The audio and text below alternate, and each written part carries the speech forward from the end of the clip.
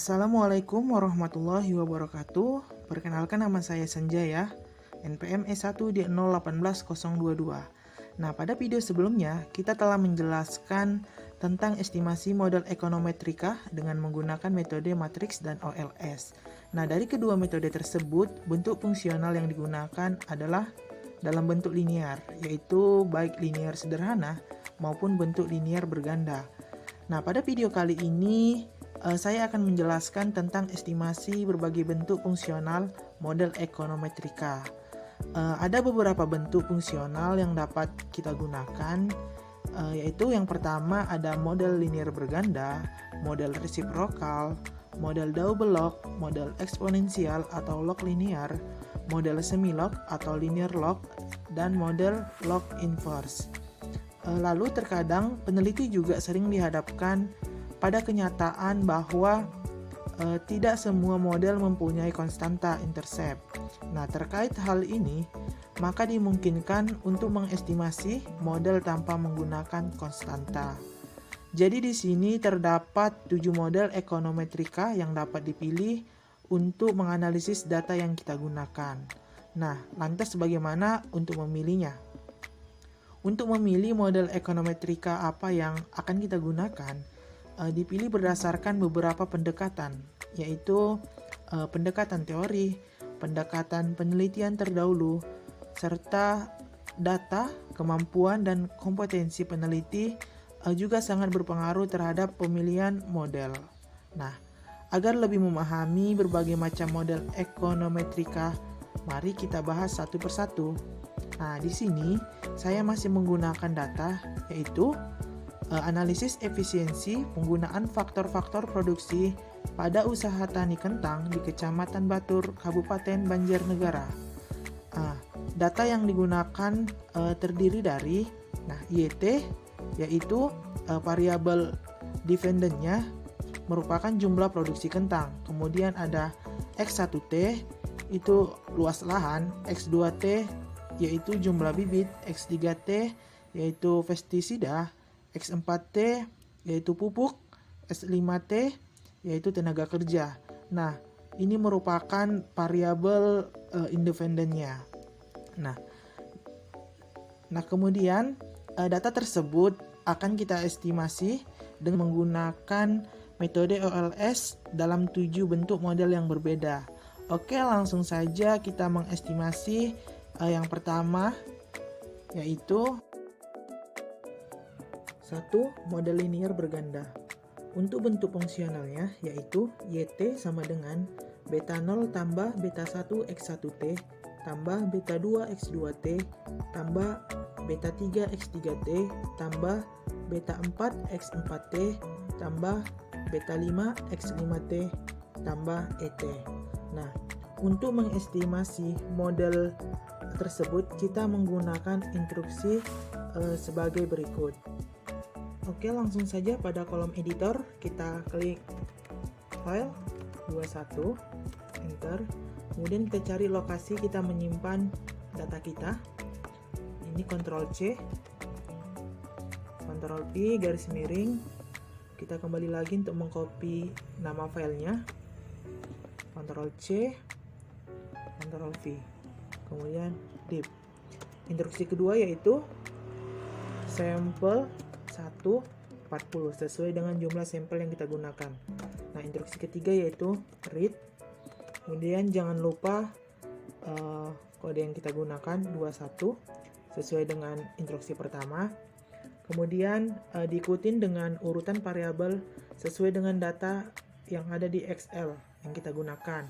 Nah, pada data saya itu menggunakan urutannya sebagai berikut: N nomor observasi, X1T luas lahan, X2T jumlah bibit, X3T pestisida, X4T pupuk, dan X5T itu tenaga kerja.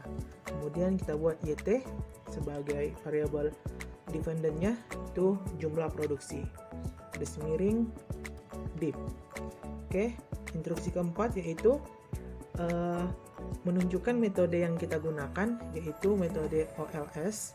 Nah, kemudian urutannya itu sesuai dengan urutan model yang telah disusun sebelumnya, yaitu variabel yang terlebih dahulu kita tulis yaitu YT, kemudian diikuti dengan variabel lainnya X1T, X2T, X3T, X4T, X5T, garis miring, VCOR, spasi, VCOV.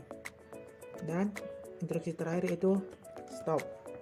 Oke, setelah selesai, langsung saja kita klik tombol run.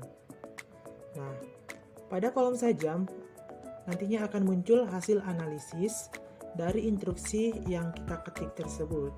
Oke, kita cek terlebih dahulu apakah masih terdapat error. Oke, jika sudah tidak ada error, langsung saja kita pindahkan instruksi dan hasil analisisnya ke Microsoft Word. Caranya itu Ctrl C, copy dulu Ctrl C, kemudian kita buka Microsoft Word. Sini kita tulis terlebih dahulu metode linear berganda. Oke, langsung kita pastikan di sini. Oke, selanjutnya kita kembali lagi untuk mengcopy hasil analisisnya. Langsung Ctrl A, Ctrl C, kita kembali lagi dan Ctrl V. Oke, kita rapikan terlebih dahulu tulisannya. Kita ubah menjadi 9. Oke, ini sudah rapi.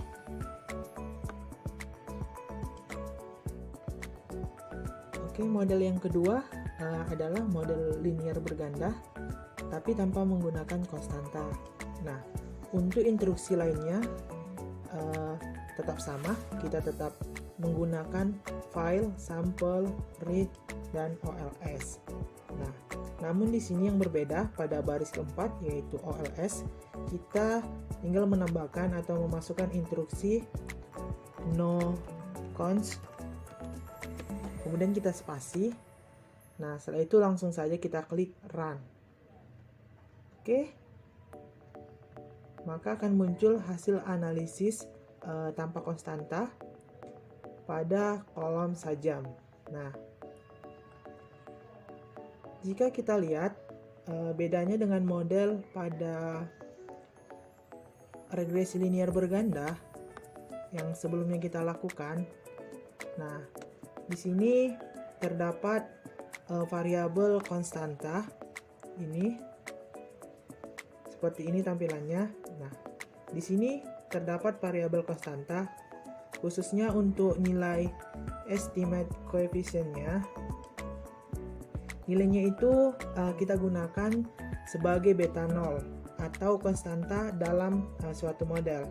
Sedangkan pada model tanpa konstanta yang barusan kita lakukan ini, nilai konstantanya itu tidak ada. Oke, sudah jelas perbedaannya. Oke, setelah itu langsung saja, jika sudah jelas, kita copy instruksi dan hasil analisisnya ke Microsoft Word. Oke, Ctrl A, Ctrl C. Oke, kita buat di sini 2 metode linear tanpa konstanta. Enter dan kita Ctrl V. Oke, kita kembali lagi mengcopy hasil analisisnya. Ini Ctrl A, Ctrl C. Oke, Ctrl V. Oke, kita cek lagi. Kita rapikan ukuran hurufnya. Nah, sini saya ubah menjadi 9. Oke. Nah, jika sudah rapi, sudah selesai ya. Oke. Nah, untuk model selanjutnya yaitu model double lock. Nah, di mana bentuk umumnya yaitu YT sama dengan beta 0 XT beta 1 eksponen dari ET. Nah, untuk mempermudah bentuk analisis, maka ditransformasi ke dalam bentuk double log sehingga model tersebut berubah menjadi ln YT sama dengan ln beta 0 tambah beta 1 ln X1T tambah beta 2 ln X2T tambah beta 3 ln X3T tambah beta 4 ln X4T tambah beta 5 ln X5T tambah ET. Nah, untuk menganalisis model tersebut, langkah pertama yang harus kita lakukan yaitu merubah bentuk variabel Y dan X menjadi bentuk logaritma natural yaitu ln Y dan ln X dengan instruksi generate. Nah, di sini untuk baris pertama sampai dengan baris ketiga, file sampel dan read, ini tetap sama karena data yang kita miliki masih berupa dalam bentuk linear, sehingga kita perlu merubah bentuk linear tersebut ke dalam bentuk logaritma natural. Nah, instruksi yang kita gunakan yaitu di sini di bawah read, generate, lalu kita ubah bentuk YT menjadi bentuk logaritma natural. Maka variabel barunya kita beri nama LY sama dengan logaritma dari YT. Oke. Nah, maksudnya yaitu untuk membentuk variabel baru dengan kode LY. Nah, yang merupakan bentuk logaritma dari variabel YT. Begitupun untuk variabel independennya, yaitu kita ketik generate X1 sama dengan logaritma dari X1T. Nah, ini artinya yaitu untuk membentuk variabel baru dengan kode LX1 merupakan bentuk logaritma dari variabel X1T. Nah, begitu pula dengan variabel lainnya. Oke, langsung saja kita ketik untuk variabel yang kedua yaitu generate LX2 sama dengan logaritma X2T. Oke, 3 generate LX3 sama dengan logaritma dari X3T. Kemudian generate LX4 sama dengan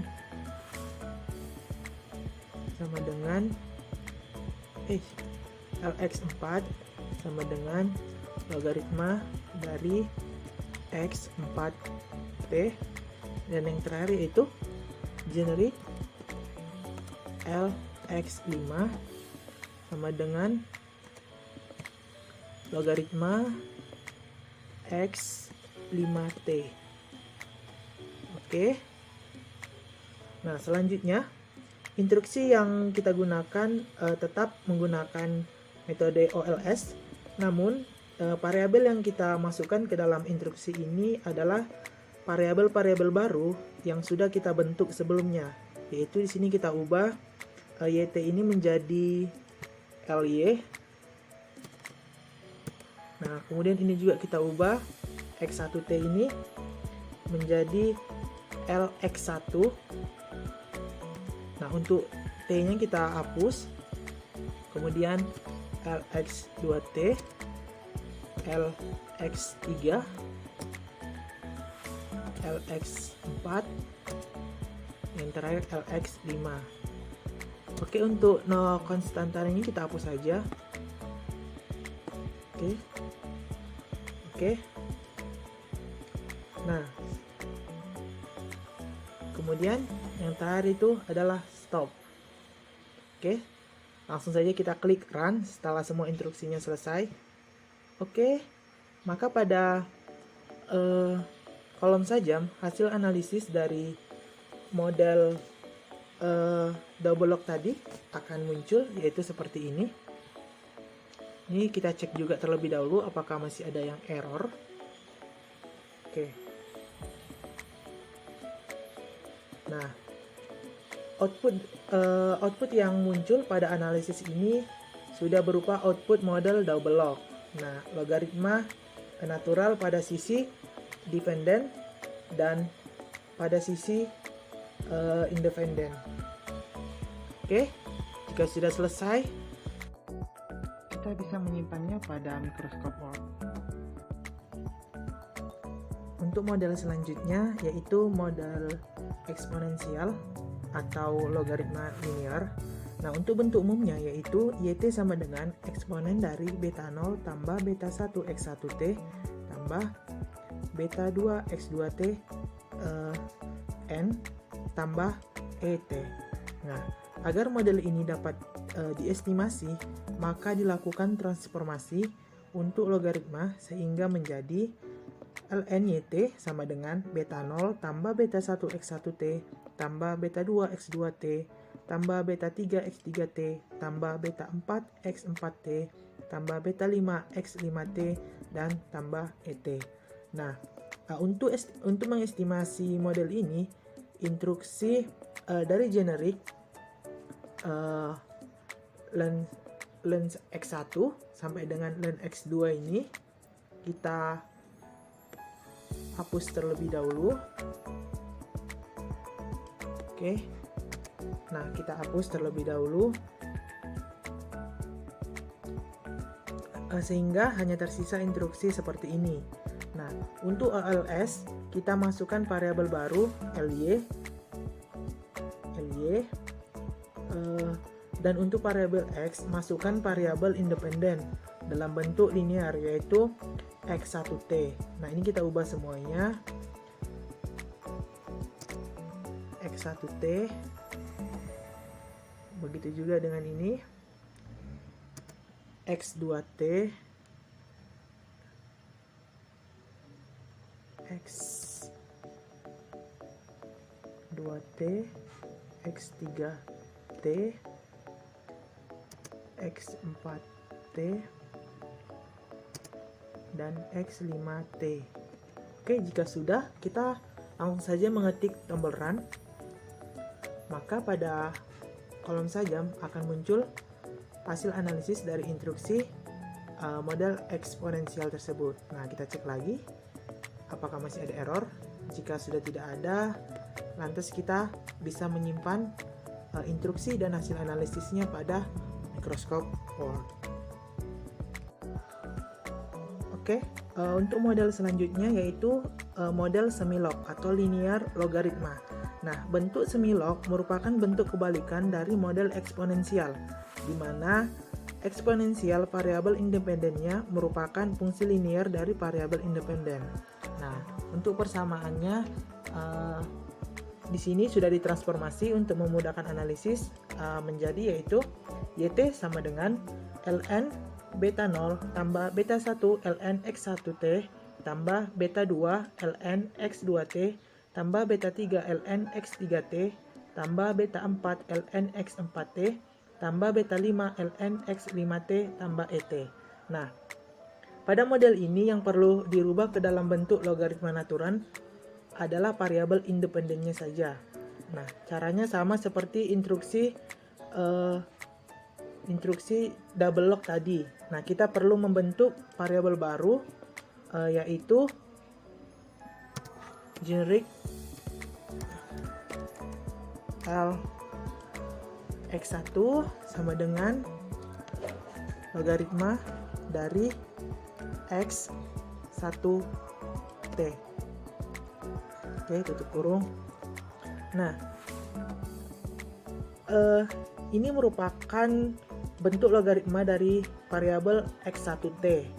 Nah, begitu pula dengan variabel lainnya. Kita langsung saja buat generic Lx2 sama dengan logaritma dari X2T. Kemudian generik Lx3 sama dengan logaritma dari X3T. Kemudian yang keempat, generik dari Lx4 sama dengan logaritma dari X4T. Dan yang terakhir yaitu generik Lx5 sama dengan logaritma X5T tutup kurung. Oke, jika sudah selesai instruksinya, langsung saja kita klik tombol run. Oke, maka pada kolom sajam akan muncul hasil analisis dari instruksi yang kita buat, yaitu tentang model semi-log. Nah, kita cek juga apakah masih ada tanda error. Nah, jika sudah tidak ada, maka instruksi dan hasil analisisnya bisa kita pindahkan pada mikroskop Word. Oke, untuk model selanjutnya yaitu model resiprokal, di mana bentuk fungsionalnya yaitu YT sama dengan beta 0 tambah 1 per X1T, beta 1 tambah 1 per X2T, beta 2 tambah 1 per X3T, beta 3 tambah 1 per X4T, beta 4, dan tambah 1 per X5T, beta 5, tambah ET. Nah, oke, langsung saja kita masukkan instruksinya, yaitu untuk generik ini terlebih dahulu kita hapus. Nah, kita masukkan instruksinya yaitu generik, kita buat LH sama dengan LH ini untuk luas lahan sama dengan 1 per X1T. Kemudian generik JB merupakan jumlah bibit, kita buat 1 per X2T. Kemudian generik PS merupakan pestisida, 1 per X3T. Kemudian generik PK merupakan pupuk, X4T. Dan yang terakhir yaitu generik TK itu tenaga kerja, 1 per X5T. Nah, kemudian untuk baris OLS di sini yang perlu kita ganti yaitu untuk variabelnya. Oke, di sini kita ganti, kita hapus menjadi LH JB PS PK dan TK. Oke, setelah semuanya langsung saja tombol run, maka hasil analisisnya akan muncul pada kolom sajam. Kita cek juga apakah masih ada error. Jika sudah tidak ada, kita bisa menyimpannya pada mikroskop Word. Oke, yang ketujuh adalah model log inverse.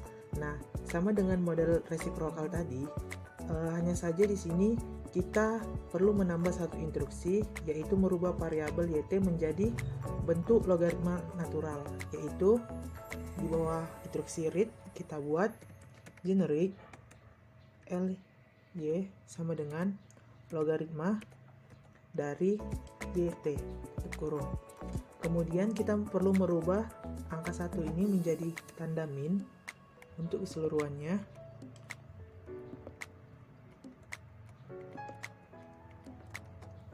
Dan pada instruksi OLS, variabel YT-nya ini kita ubah menjadi LY. Oke, selesai, kita tinggal mengklik tombol run, maka hasil analisisnya akan keluar pada kolom sajam. Oke, jika tidak ada error, langsung saja bisa kita save. Langsung saja bisa kita save pada mikroskop Word. Oke, di sini sudah saya simpan